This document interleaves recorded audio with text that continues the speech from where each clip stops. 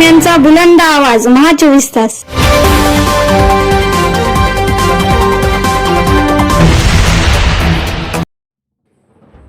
बातमी येते नांदेडच्या हदगावमधून. हदगाव हिमायतनगर मतदारसंघाचे आमदार बाबुराव कदम कोळीकर यांच्या वतीने पत्रकाराचा सन्मान सोहळा संपन्न. पत्रकारासाठी हदगाव येथे पत्रकार भवन उपलब्ध करून देण्यासाठी दिले आश्वासन.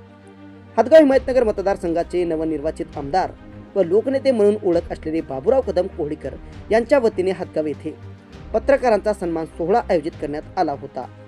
हा सन्मान सोहळा नांदेड जिल्ह्यात पहिल्यांदाच आमदार होताच आमदाराच्या वतीने पत्रकार सन्मान सोहळा आयोजित करण्यात आला होता.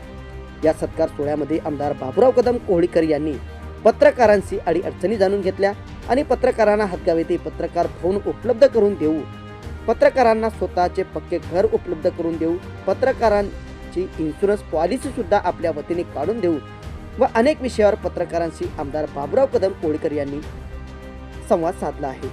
पत्रकार हा लोकशाहीचा चौथा आधारस्तंभ आहे.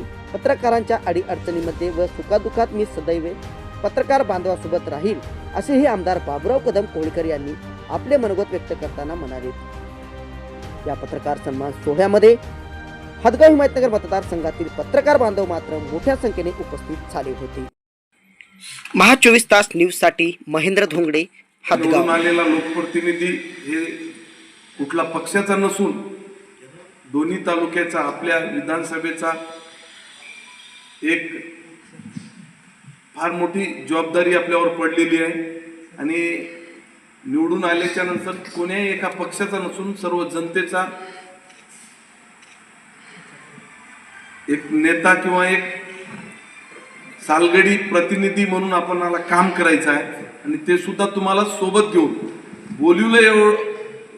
सांगायचं एवढंच की तुम्ही मला फक्त गाईडलाईन सांगा की आज आता मला कोणीच म्हणजे जास्त जवळचा नाही किंवा कोणीच दूरचा नाही, मला तुम्हाला सोबत सर्वांना घेऊन जायचं. आणि आता गोपाल भाऊंनी सांगितल्याप्रमाणे की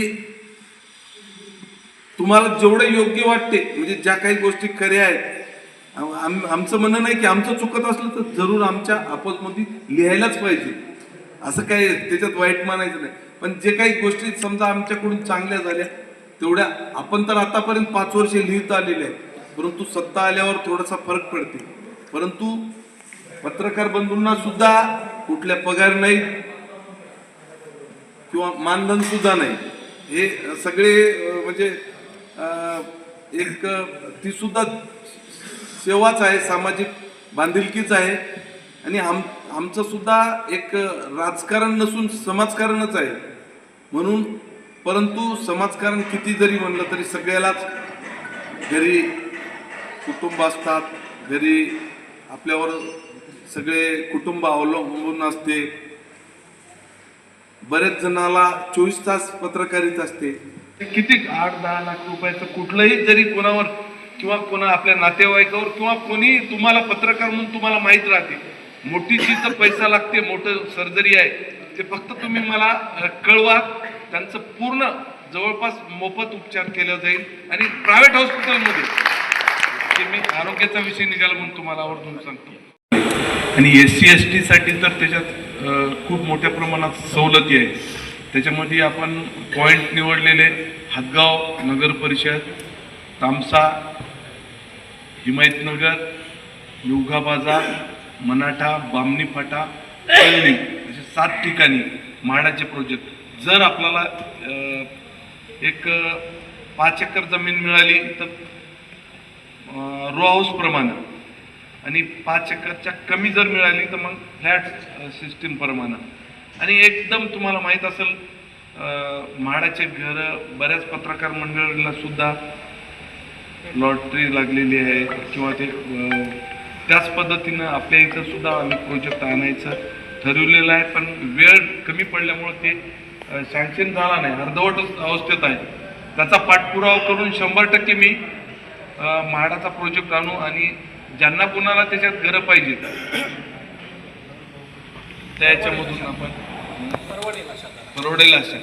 आणि जर कुठंच जर जमीन म्हणजे आपल्याला उपलब्ध झाली नाही त्या पत्रकार भवनला तर आपला दुसरा एक प्रोजेक्ट मंजूर झाला, त्याचं टेंडरसुद्धा झालेलं आहे.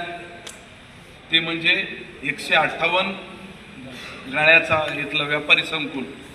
त्याच्यात कुठल्या एखाद्या माळ्यावर एक फ्लोअर त्याच्यातले एक दुकान आपल्यासाठी एक समजा शटर पत्रकारासाठी जर नगरपंचायतमध्ये आपल्या नगरपालिकेमध्ये जागा नाही मिळाली तर आपण तिथं सुद्धा व्यवस्था करू.